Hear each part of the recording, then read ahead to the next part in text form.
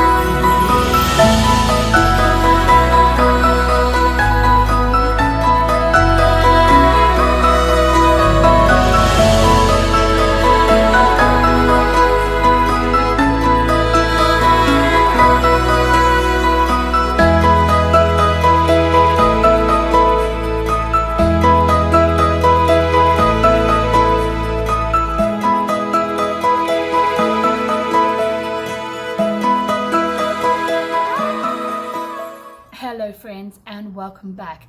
Thank you so much for those of you who stuck around and who are wanting to take this journey with me. I'm so glad to have you. In today's video, we're talking about Easter, particularly Easter in England. Now, I know that Easter is celebrated very differently all around the world, and it's celebrated differently if you're religious or if you're non-religious. But from this video's perspective, I just wanted to share a more non-religious type of Easter, because that's not something that I would like to get involved in terms of, I just believe that religion is a very personal thing and each person does their walk with God, whoever God may be to them, very differently, and that's not something that I wanted to get involved in here on YouTube.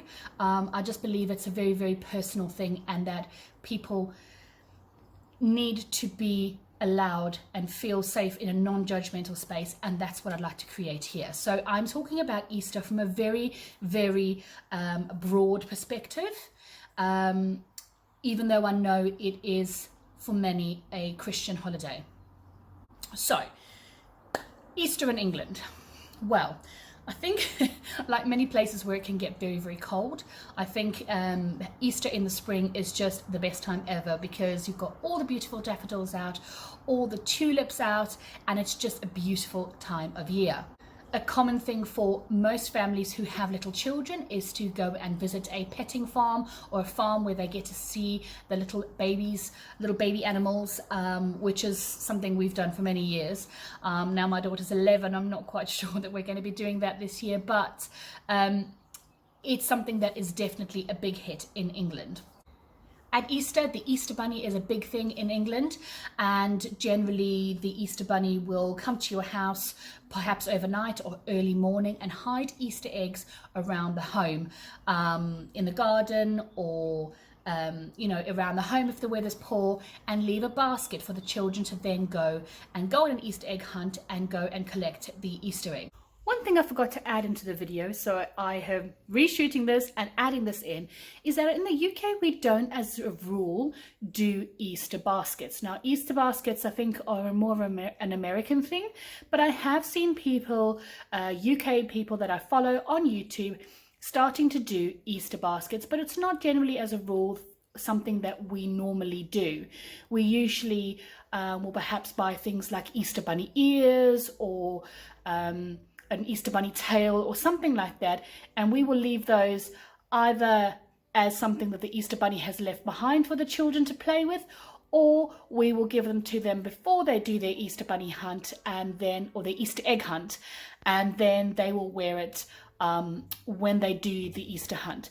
But having said that, I think this year I'm going to do a little Easter basket for my husband, because I think that's a lovely idea to make him feel special as well. Easter eggs take many forms here in England. They can take the form of a bunny, they can take the form of a gold bunny, or eggs, or little chicks. There's lots of different kinds of chocolate-shaped Easter treats, but for the purpose of this video, I'm just going to call them Easter eggs.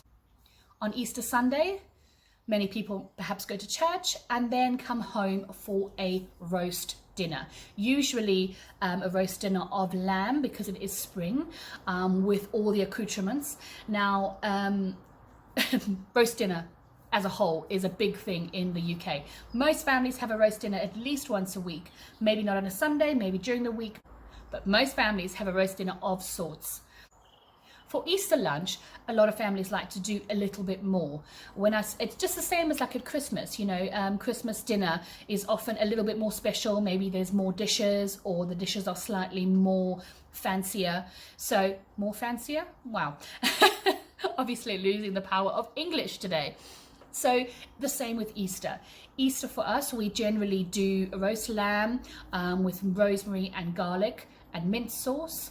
We will do roast potatoes and side dishes such as minted peas, cauliflower cheese, perhaps carrots. Those are always a staple in our home for roast dinners. We tend to like those, but we don't eat lamb very often.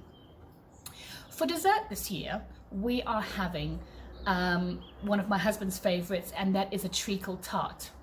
Now, that also happens to be Harry Potter's favorite pudding, in case you're a Harry Potter fan. So most families will have a roast dinner or a roast lunch with friends or family on Easter Sunday, after the children have gone to go and get their Easter eggs on the hunt, I mean. It tends to be a fairly at-home event. I think most people stay home for Easter. It's not like at Christmas where you go and book a restaurant and go and have lunch out. I'm sure it is done, but not everybody does it. Most people have something in on Easter Sunday. But I think for me, the best part of Easter, because I'm not a huge chocolate fan, I'm more of a savoury kind of person, is the hot cross buns. I love hot cross buns. Hot cross buns are spiced buns. When I say spiced, I'm talking about cinnamon, nutmeg, and those kinds of spices with dried fruit together in a soft, delicious bun. And the way we eat them here is you cut them in the middle, you toast them lightly, and you slather them with butter. I don't think I've ever heard the word slather in any other sort of pairing besides with butter. But you slather them with butter, and then you have them with a cup of tea or a cup of coffee. They make the perfect breakfast, the perfect snack, the perfect anything really. I love a hot cross bun. Now, hot cross buns have actually been around since the 13th century, and they have the little poem or the little street vendor's call that has been attributed to the 1700s, I believe, that goes hot cross buns, 1 a penny, 2 a penny, hot cross buns. And they are such a British English tradition. I grew up in South Africa, and as a child I remember them being in the shops around Easter as well, because we're part of the British Commonwealth, and for me, they represent Easter. Now, I know that the front of the bun has a cross on it, and that's supposed to represent the cross of Christ. I don't know if that is the true intention or the way it was designed to be back in the days, or if it was just a pretty decoration, but hot cross buns are the thing for me at Easter. What do you do at Easter? Are there different traditions where you come from? Are there different things that you do? I mean, I know at Christmas there are so many different traditions, so many different, like Father Christmas is not the big thing in a lot of countries, whereas in America and England, Father Christmas is, the kind of symbol of Christmas, you know, the non-religious symbol of Christmas. Is there something different where you're from? Is there a traditional dish that you have at Easter? Is there a traditional cake or a traditional pudding that you have at Easter? What are your Easter traditions? I really would love to know, because I found this so fascinating about how people do things differently in different parts of the world.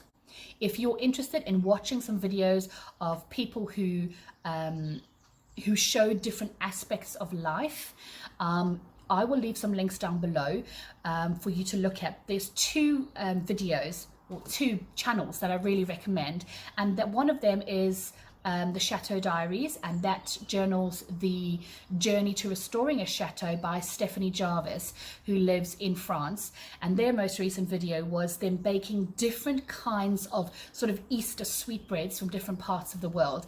Absolutely fantastic, interesting, and I just loved seeing the different kinds of Easter treats. Another person here on YouTube who I follow and I absolutely adore is Nikki from the Positano Diaries, and she always does some interesting videos on what life is like in Italy, and pretty soon I'm sure she'll be doing some videos about Easter and their traditions. So if you're interested in that kind of thing, check out those two channels, and I'll leave them listed down below. But I'm really interested to find out how you do Easter, where you're from.